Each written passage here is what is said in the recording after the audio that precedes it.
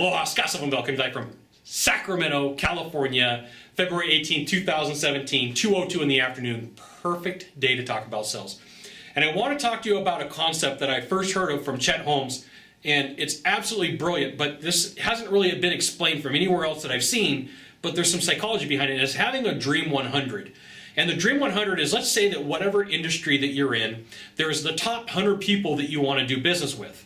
Now, this is like the reverse of having a goal. And this is one of the things that I've never really seen talked about. By having this list, it really does push you to like complete. So like, let's say that you got like the number 2 guy, the number 5 guy, the number 18 guy, the number 21 guy, the number 85 guy. You're like, in your mind, you're like, oh, well, you know what? I've gotten all these people over here.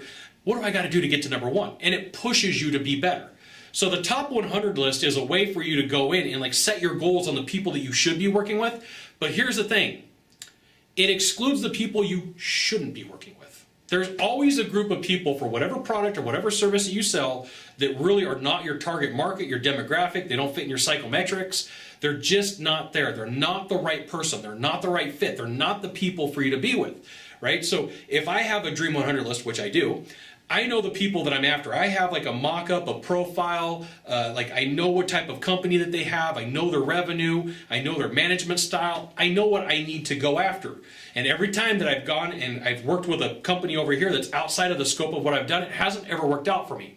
So the thing for you is if you have a top 100 list, don't get me wrong, there's other people that you can work with, but that list of exclusions of why you shouldn't work with this person, why you shouldn't work with this person, why you shouldn't work with this person, and why you should go after this group really does help you out.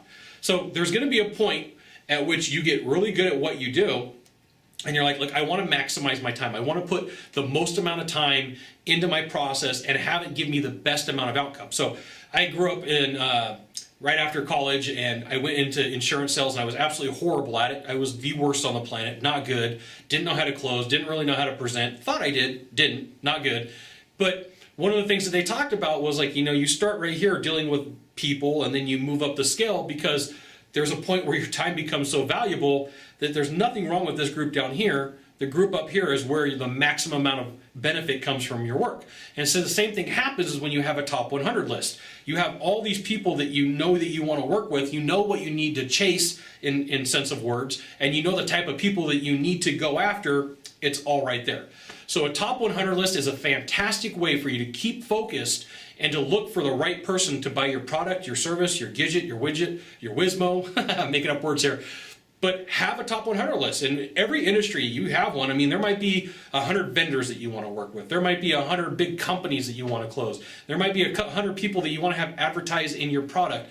You know, it's just whatever top 100 is for you to go after. There you go. Now, they're like, hey, Scott, but what if there's not 100? Okay, well, what number is that? It could be 50. It could be 25.